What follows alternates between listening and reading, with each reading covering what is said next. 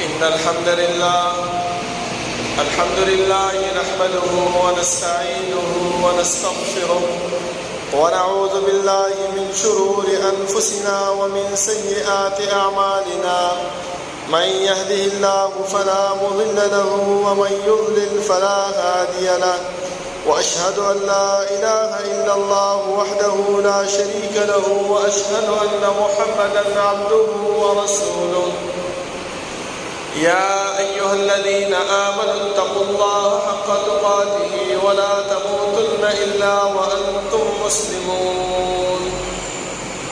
يا أيها الناس اتقوا ربكم الذي خلقكم من نفس واحدة وخلق منها زوجها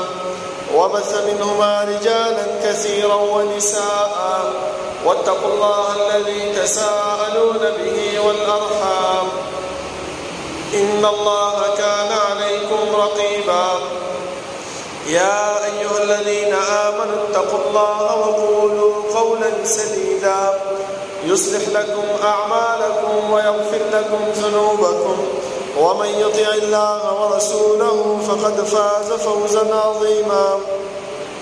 أما بعد، فإن خير الحديث كتاب الله، وخير الهدي هدي محمد صلى الله عليه وسلم، وشر الأمور محدثاتها، وكل محدثة بدعة، وكل بدعة ضلالة، وكل ضلالة في النار. أعوذ بالله من الشيطان الرجيم. بسم الله الرحمن الرحيم. قاف والقرآن المجيد، بل عجبوا أن جاءهم منذر منهم فقال الكافرون هذا شيء عجيب. أإذا متنا وكنا ترابا ذلك رجع بعيد. قد علمنا ما تنقص الأرض منهم وعندنا كتاب حفيظ. بل كذبوا بالحق لما جاءهم فهم في أمر مريج. أفلم ينظروا إلى السماء فوقهم كيف بنيناها وزيناها وما لها من فروج، والأرض مددناها وألقينا فيها رواسي وأنبتنا فيها من كل زوج بهيج، تبصرة وذكرى لكل عبد منيب. ونزلنا من السماء ماء مباركا فأنبتنا به جنات وحب الحصيد، والنخل باسقات لها طلع نضيد، رزقا للعباد وأحيينا به بلدة ميتا كذلك الخروج. كذبت قبلهم قوم نوح وأصحاب الرس وثمود وعاد وفرعون وإخوان لوط وأصحاب الأيكة وقوم تبع كل كذب الرسل فحق وعيد. أفعينا بالخلق الأول بل هم في لبس من خلق جديد. ولقد خلقنا الإنسان ونعلم ما توسوس به نفسه ونحن أقرب إليه من حبل الوريد. إذ يتلقى المتلقيان عن اليمين وعن الشمال قعيد. ما يلفظ من قول إلا لديه رقيب عتيد. وجاءت سكرة الموت بالحق ذلك ما كنت منه تحيد. ونفخ في الصور ذلك يوم الوعيد. وجاءت كل نفس معها سائق وشهيد. لقد كنت في غفلة من هذا فكشفنا عنك غطاءك فبصرك اليوم حديد. وقال قرينه هذا ما لدي عتيد. ألقيا في جهنم كل كفار عنيد. مناع للخير معتد مريب. الذي جعل مع الله إلها آخر فألقياه في العذاب الشديد. قال قرينه ربنا ما أطغيته ولكن كان في ضلال بعيد. قال لا تختصموا لدي وقد قدمت إليكم بالوعيد. ما يبدل القول لدي وما أنا بظلام للعبيد. يوم نقول لجهنم هل امتلأت وتقول هل من مزيد. وأزلفت الجنة للمتقين غير بعيد. هذا ما توعدون لكل أواب حفيظ. من خشي الرحمن بالغيب وجاء بقلب منيب. ادخلوها بسلام ذلك يوم الخلود. لهم ما يشاءون فيها ولدينا مزيد وكم أهلكنا قبلهم من قرن هم أشد منهم بطشا فنقبوا في البلاد هل من محيص إن في ذلك لذكرى لمن كان له قلب أو ألقى السمع وهو شهيد ولقد خلقنا السماوات والأرض وما بينهما في 6 أيام وما مسنا من لغوب فاصبر على ما يقولون وسبح بحمد ربك قبل طلوع الشمس وقبل الغروب ومن الليل فسبحه وأدبار السجود واستمع يوم ينادي المناد من مكان قريب يوم يسمعون الصيحة بالحق ذلك يوم الخروج إنا نحن نحيي ونميت وإلينا المصير يوم تشقق الأرض عنهم سراعا ذلك حشر علينا يسير نحن أعلم بما يقولون وما أنت عليهم بجبار فذكر بالقرآن من يخاف وعيد اللهم صل على محمد وعلى آل محمد كما صليت على إبراهيم وعلى آل إبراهيم إنك حميد مجيد اللهم بارك على محمد وعلى آل محمد كما باركت على إبراهيم وعلى آل إبراهيم إنك حميد مجيد بسم الله الرحمن الرحيم شهر رمضان الذي أنزل فيه القرآن هدى للناس وبينات من الهدى والفرقان وقال تعالى وسارعوا إلى مغفرة من ربكم وجنة عرضها السماوات والأرض أعدت للمتقين الله رب العالمين أحكم الحاكمين دتول بادشاہ دتول زبردست هغه رب العالمین چې تمام کائنات خالق او مالک دی هغه الله چې تمام کائنات متصرف او منتظم دی هغه رب العالمین چې داغه په صفات یو صفت فعال لما يريد دی رب العالمین چې سکی سوق چې کوي سرنګ چې کوي چا سره چې کوي کولای شي د الله رب العالمین څخه ته پوښتنه شي کولای او د الله رب العالمین په صفاتو کې دا صفت موجود دی چې وهم يسألون دا مکلف مخلوقات چې هر څومره دي فاغا انبیاء دی او که امت دی فاغا باچاہان دی او که رعیه ده فاغا مالدار دی او که غریب دی د هر یو فرد نه الله رب العالمین تپوس او پوښتنه کوي زما محترمو د انسان په زړه کې دا سوال راځي چې الله رب العالمین چې زمونږ دا پوښتنه او دا تپوس کوي موږ سره کرامن کاتبین مقرر کړي دي د دې نه دا معلومیږي چې الله رب العالمین زمونږ د اعمالو نه خبر نه دی الله رب العالمین د سپته نشته چې موږ په دنیا کې سکو سکار کو سکسب کو دا غیر الله رب العالمین دا خبره ده نسبه محترمو بلکې الله رب العالمین فرمایي چې لله ما فی السماوات و ما فی الارض وان تخفوا ما فی صدورکم او تبدوه يحاسبكم به الله الله رب العالمین سره د اسمانونو زمکو باچاهی ده کوم شی چې تاسو په زړونو پټوي او کوم شی چې تاسو ښکارا کوي د دې هر څه باندې الله رب العالمین تاسو به حساب کوي یو انسان داسې دی چې هغه په زړه کې کومه خبره راولي چې دا کار کومه که هغه د نیکۍ کار وي او که هغه د بدۍ کار وي نیکۍ کار مبارک هم الله تپوس کوي چې ولې دا کار کړو بدۍ کار باندې هم الله تپوس کوي چې ولې دا کار کړو دا خو حرام و د بیا دا تپوس دا پوښتنه د څه د وجې نه الله رب العالمین کوي دا د دې د وجې نه کوي چې سبا دا انسان د خپلو اعمالو نه منکر نشي ځکه دا خو د دنیا یو ماحول هم دی چې کله یو انسان کم جرم وکي کم غلطي وکي نو چې هغه مشر ته پیش شي هغه چې دی نو عدالت کې پیش شي هغه د خپل د جرم نه انکار کوي منکر کیږي هغه هیڅکله دا نه وایي چې دا کار ما کړی دی د دې د وجې نه الله رب العالمین موږ ته وفرمایل چې دا مشرک بنده چې کله د الله رب العالمین مخې ته ودرولی شي او هغه د عذاب د جهنم ویني نو دا به د خپلو اعمالو نه منکر شي الله رب العالمین فرمایي والله ربنا ما كنا مشرکین دا مشرک به وایي چې الله ستا په ربوبیت مې قسم یې ما خو په دنیا کې هېڅ قسم شرک نه دی کړی نو الله رب العالمین به بیا ورته وایي چې راشه وګوره دا کرامن کاتبین چې ستا مخې ته ناست دي دیو دا رجسټر د کړی دی خپل دا ژوند 50 کاله 80 کاله 30 کاله دا کوم ژوند په دنیا کې تیر کړی دی دا وګوره دا چې کله هغه رجسټر ولټوي وګوري د په دې کې به د دې د ژوند هر یو خبره هر یو ګناه هر یو نیکۍ کار دا به لیکلی شوی وي دا به هلته دا ارمانو کې چې ووضع الکتاب فترى المجرمین مشفقین مما فيه ويقولون يا ويلتنا ما لهذا الكتاب لا يغادر صغيرة ولا كبيرة إلا أحصاها دې عملنامې دپاره د رجسټر دپاره څه شل شوی دی ده خو نه زما وړه ګناه پرېښې ده او نه غټه ګناه پرېښې ده مګر ټولې رانیولې ده زما محترم رب العالمین بیا دومره مهربان او رحیم ذات دی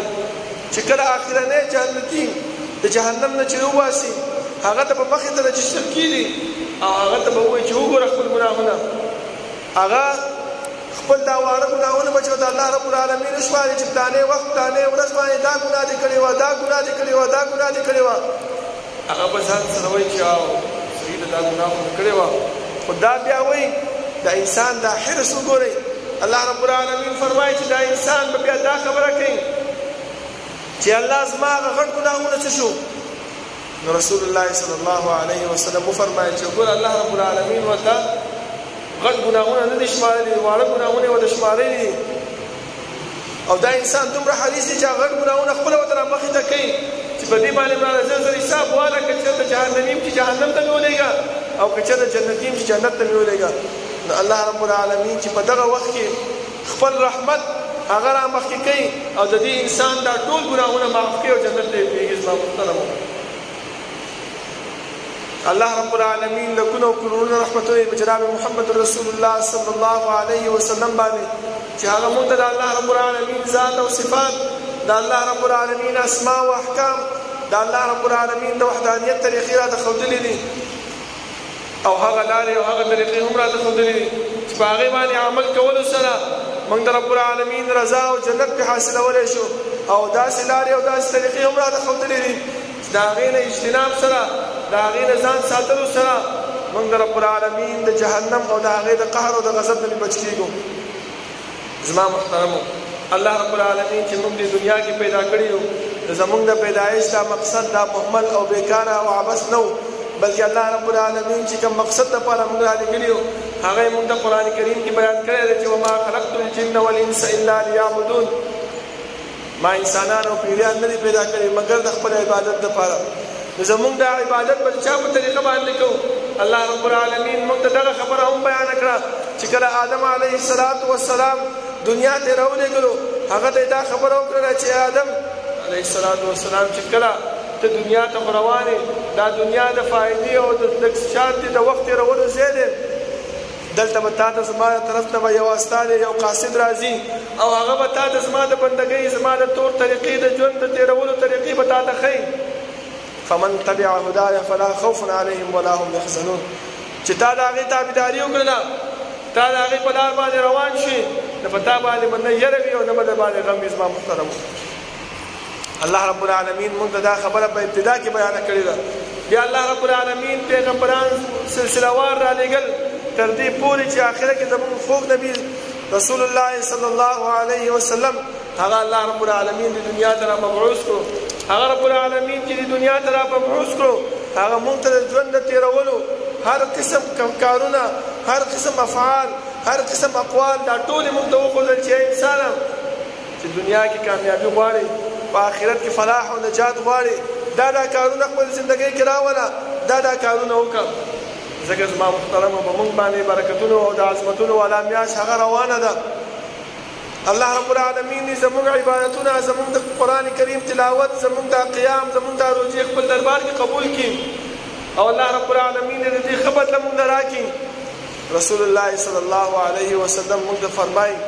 چې الله رب العالمین دا خبره په قرآن کریم کې بیانه کړې ده چې وسارعوا الی مغفرة من ربکم جلدي وکړئ په زر زر باندې راځئ الله رب العالمین مغفرت ته او د الله رب العالمین جنت طرف ته داسې جنت عرضها كعرض السماء والارض چې د هغې پلنوالی د اسمانونو او د ځمکې په شانتې ده یهودو یو کس راولېږلو رسول الله صلی الله علیه وسلم ته او دنه درې تپوس یې وکړل هغه ورته وویل چې دا درې کارونه وګوره که چېرته دا د رسول الله صلی الله علیه وسلم کې موجود و د هغې جوابونه یې صحیح درکړل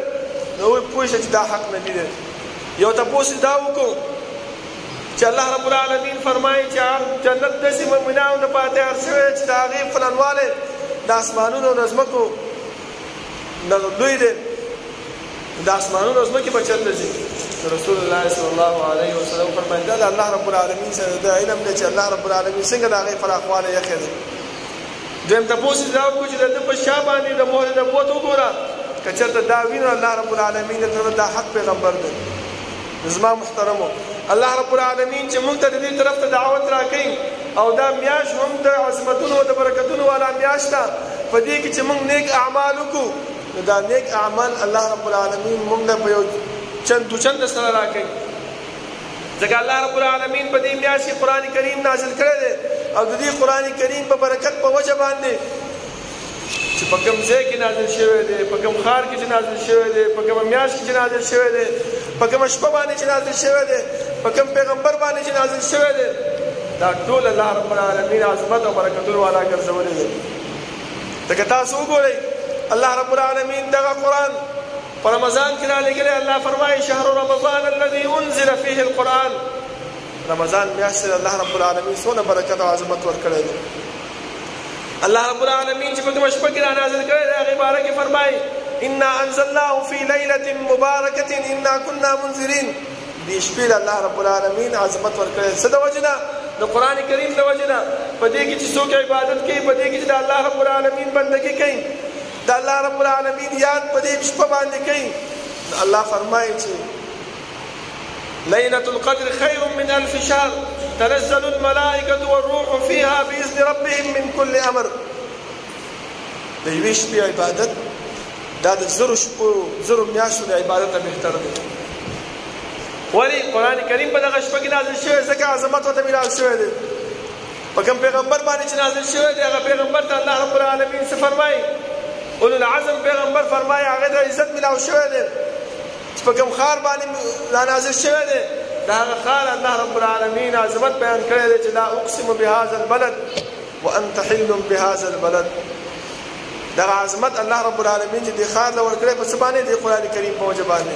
هم په دې قرآن کریم کې الله رب العالمین موږ ته دغه خبره بیانه کړې ده چې انسانانو د نیکۍ طرف ته راشئ، د نیکۍ کار وکئ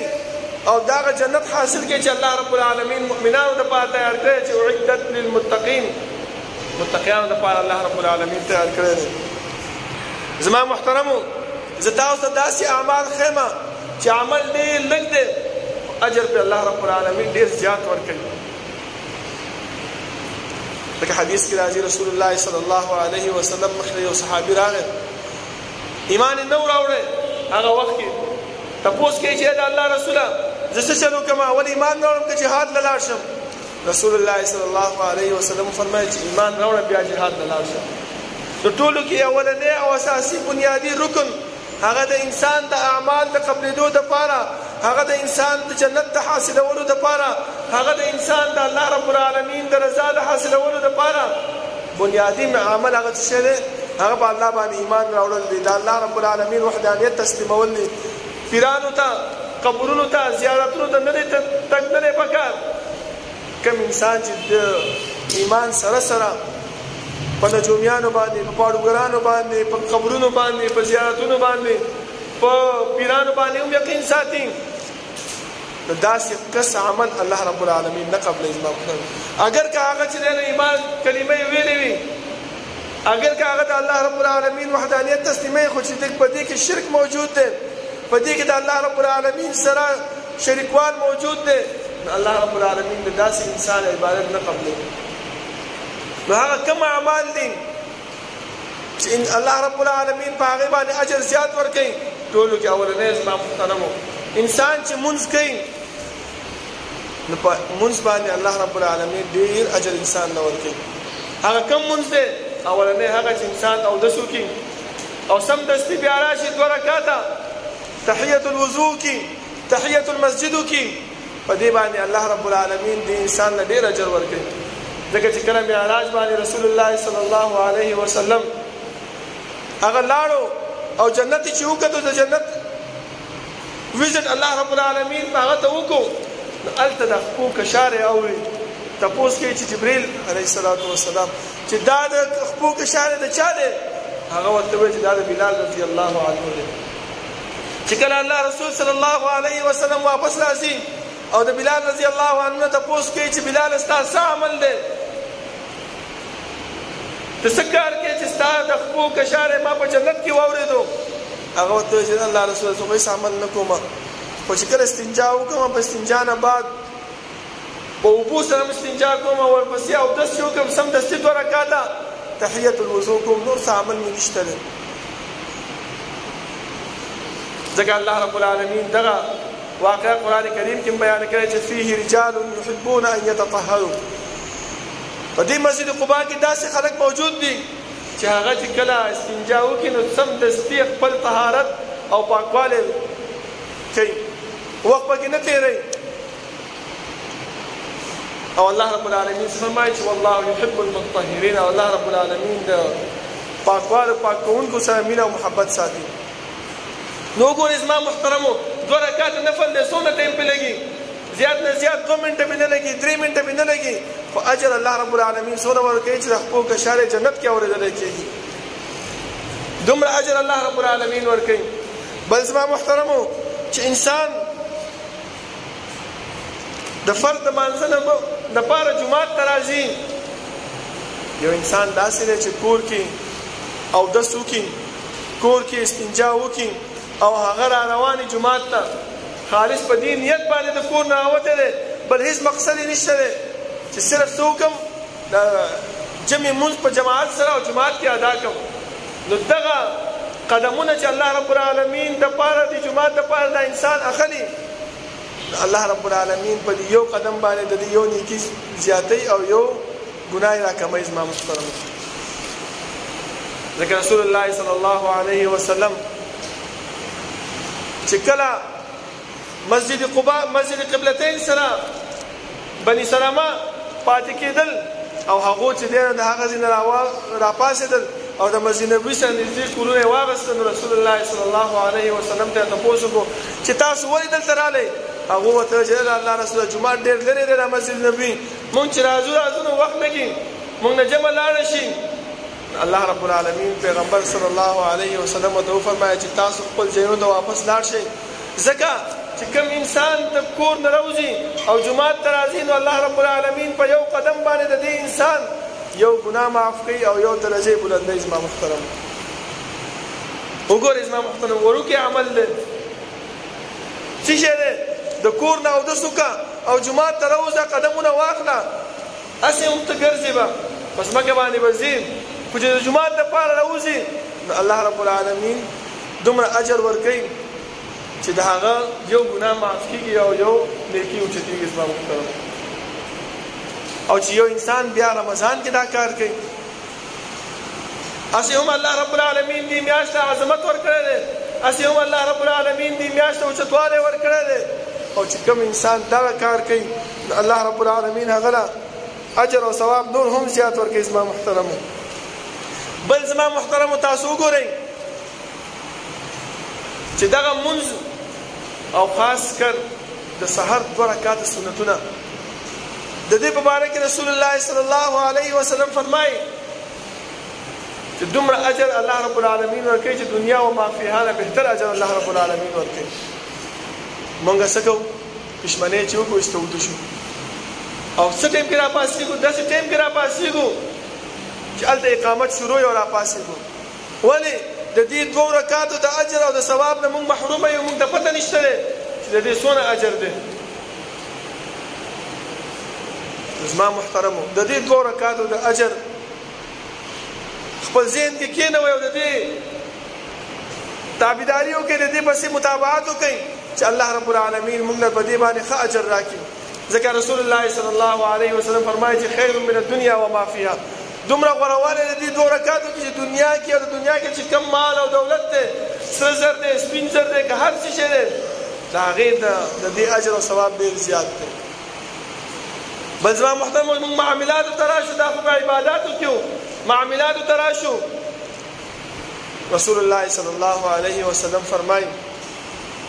چې یو انسان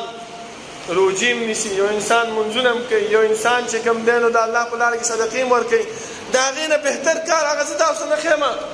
هغې نه بهتر کار هغه څه شی دی؟ د یو انسان سره غوره معامله کول دي، د یو انسان د عزت خیال ساتل دي، د یو انسان د بل انسان سره نالګي ده او ته راشې د هغو په منځ کې روغه وکړې اصلاح ذات البین حدیث کې دا الفاظ راغلي دي داسې انسان د الله رب العالمین ډیر اجر ورکوي او چې یو انسان د عزت خیال ساتي یو انسان د وقار خیال ساتي دا هغه ته بد رد نه وای دا هغه ته کنزل نه کوي هغه اسی بے ځای سپک سپوري هغه بس نه وای حدیث کې راځي رسول الله صلی الله علیه وسلم فرمای دی اجر ته وګورئ چې کوم انسان دا کار کوي دا هغه ګناه مو وګورئ او اجر یې مو وګورئ اسلام محترم رسول الله صلی الله علیه وسلم فرمای چې من المفلس فیکم تاسو کې غریب سره څوک دی صحابه وې چې من لا درهم له ولا دینار چې دا الله رسول چا سره چې پیسې نه هغه غریب دی نو الله رب العالمین پیغمبر صلی الله علیه وسلم فرمایل چې داسې انسان چې د قیامت په ورځ باندې د الله رب العالمین مخ ته راشي ودرېږي او هغه منځونه هم راوړي وي هغه زکات هم راوړي وي هغه چې کوم دی نو روژې هم ډېرې راوړي وي هغه چې دی نو صدقې هم ډېرې کړې وي نفلونه هم ډېرې کړي د قرآن عبادتونه هم ډېر تلاوت هم ډېر کړی وي دومره ډېر نیک اعمال ځان سره راوړي وي خو چې کله د الله رب العالمین مخې ته ودرېږي نو د هغه ځینې یو کس راشي او وایي چې الله د په دنیا کې ما ته بد رد ویلي هغه ځینې بل کس راشي چې الله د ما په دنیا کې سپېړه راکړې وه هغه ځینې بل کس راشي چې الله د په دنیا کې زما عزت لوټ کړی د ما د سپکې سپورې ویلې وي الله رب العالمین به ورته وایي چې د ده دا نیکیانې څومره چې دا راوالی او دې چا سره چې دغه معاملات کړي دي هغې ته دا نیکیانې ورکړي چې دا ورکول شروع کړي تر دې پورې چې دا نیکیانې ختمې شي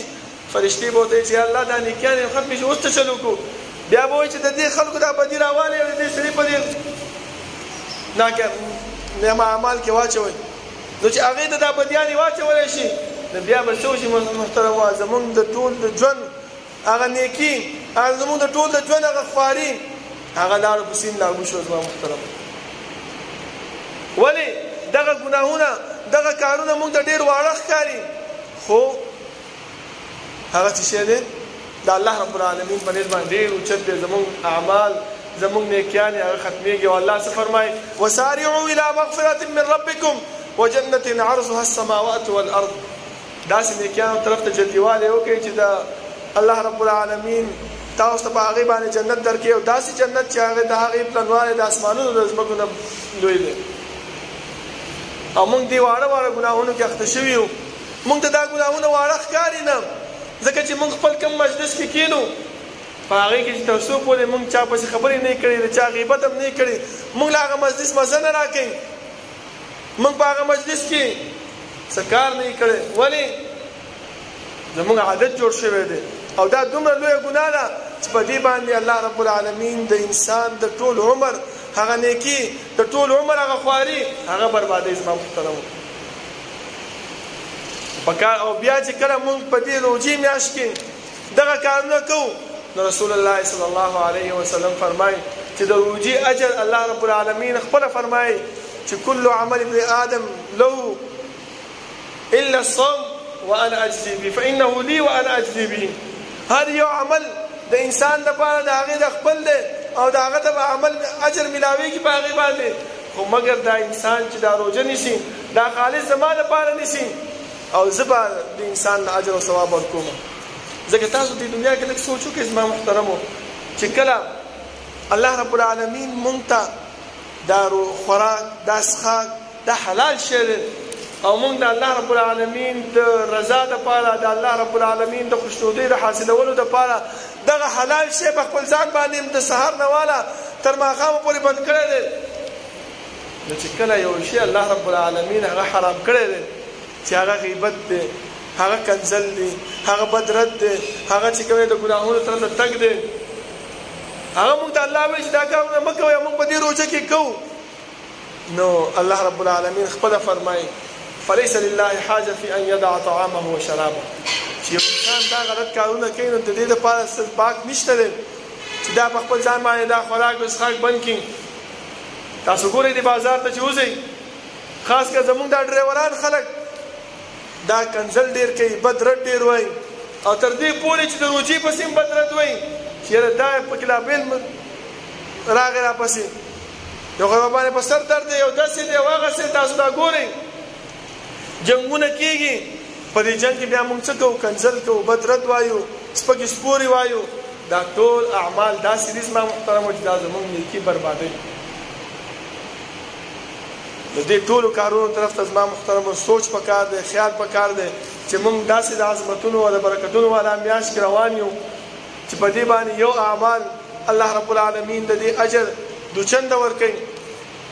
او الله رب العالمین د دې اجر هغه زیات ورکوي، خوشنودۍ طرف ته ورکوي او خپله یې ورکوي. ځکه الله رب رسول صلی الله علیه وسلم فرمایي چې الله حدیث قدسی کې فرمایي چې فإنه لي وأنا أجزي به. دا روژه انسان خاص ما دپاره نیسي. ځکه تاسو وګورئ چې په موږ باندې چا څه ټوپک ایښی دی یا چا راته څه کوتک نیولی دی چې ته به روژه نیسې، ته به چې کوم دی خوراک نه کوې، ته به څښاک نه کوې. نه، خو صرف څه شی دی؟ د الله رضا ده، د الله خوشنودي ده، ځکه موږ دا روژه نیسو او د دې اجر هم الله رب العالمین ورکوي. الله رب العالمین نه دعا ده چې الله رب العالمین د عمل کولو توفیق راکړي او الله رب العالمین موږ ته هغه جنتونه را نصیب کړي چې د هغې پلنوالی د اسمانونو د ځمکو عمره دی. اقول قولي هذا واستغفر الله لي ولكم ولسائر المسلمين. إن الحمد لله نحمده ونستعينه ونستغفره ونعوذ بالله من شرور أنفسنا ومن سيئات أعمالنا. من يهده الله فلا مضل له ومن يضلل فلا هادي له، وأشهد أن لا إله إلا الله وحده لا شريك له، وأشهد أن محمدا عبده ورسوله. يا أيها الذين آمنوا اتقوا الله وقولوا قولا سديدا. يا أيها الذين آمنوا اتقوا الله حق تقاته ولا تموتن إلا وأنتم مسلمون. يا أيها الناس اتقوا ربكم الذي خلقكم من نفس واحدة وخلق منها زوجها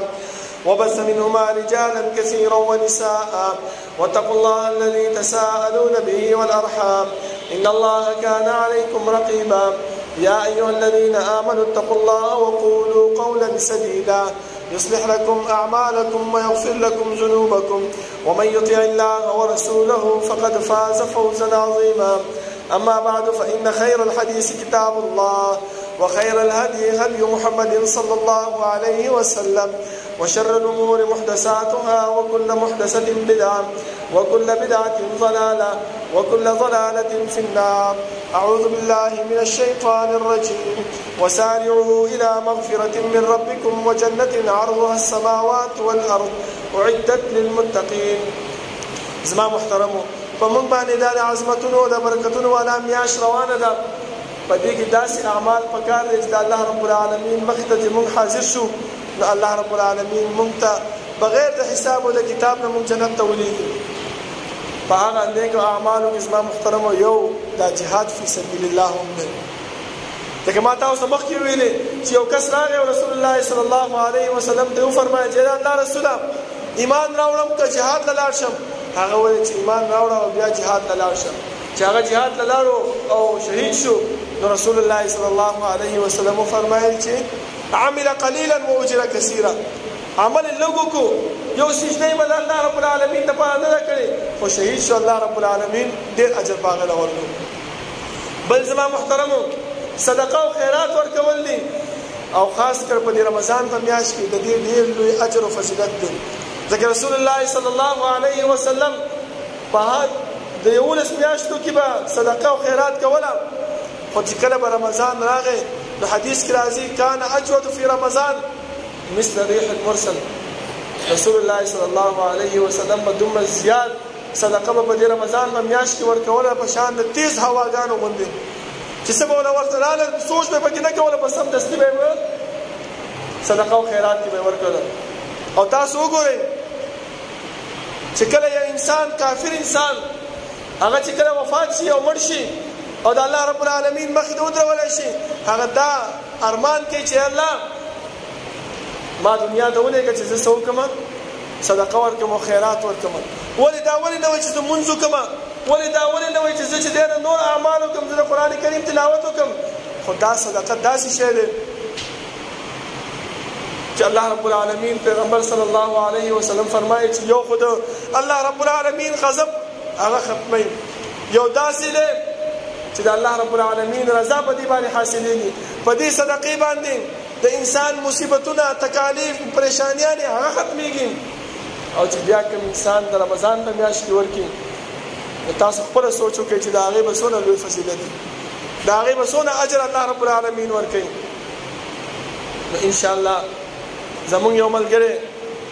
هغه به د گیټ کې ناسي زه د شیخ عبدالعزیز النورستاني حفظه الله فرزند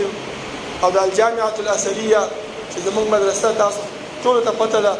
دا هغه د چندې په سلسله کې موږ راغلي یو نو تاسو ټول نه دا خواسته چې په اخلاص سره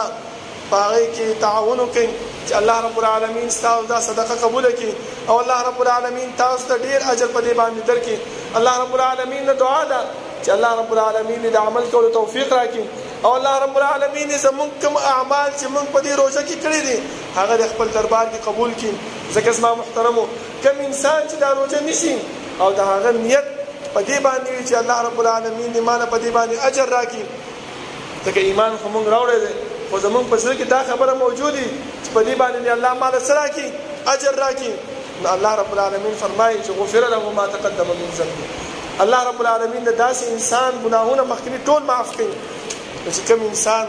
دا غواړي چې خپل ګناهونه معاف کړي نو په دې روزه کې نیکو اعمالو طرف ته او خاص ته صدقې طرف ته ډېر توجه وکړي چې الله رب العالمین زموږ دا ګناهونه معاف کړي او الله رب العالمین مونږه کامیاب او کامران خپل مخ ته مودري او جنت زمون په نصیب کې شي اقول قولي هذا واستغفر الله لي ولكم ولسائر المسلمين ربنا لا تزغ قلوبنا بعد إذ هديتنا وهب لنا من لدنك رحمة إنك أنت الوهاب ربنا اغفر لنا ولإخواننا الذين سبقونا بالإيمان ولا تجعل في قلوبنا غلا للذين آمنوا ربنا إنك رؤوف رحيم ربنا لا تؤاخذنا إن نسينا أو أخطأنا ربنا ولا تحمل علينا إصرا كما حملته على الذين من قبلنا ربنا ولا تحملنا ما لا طاقة لنا به واعف عنا واغفر لنا وارحمنا أنت مولانا فانصرنا على القوم الكافرين سفر برابر كنزلين زيوري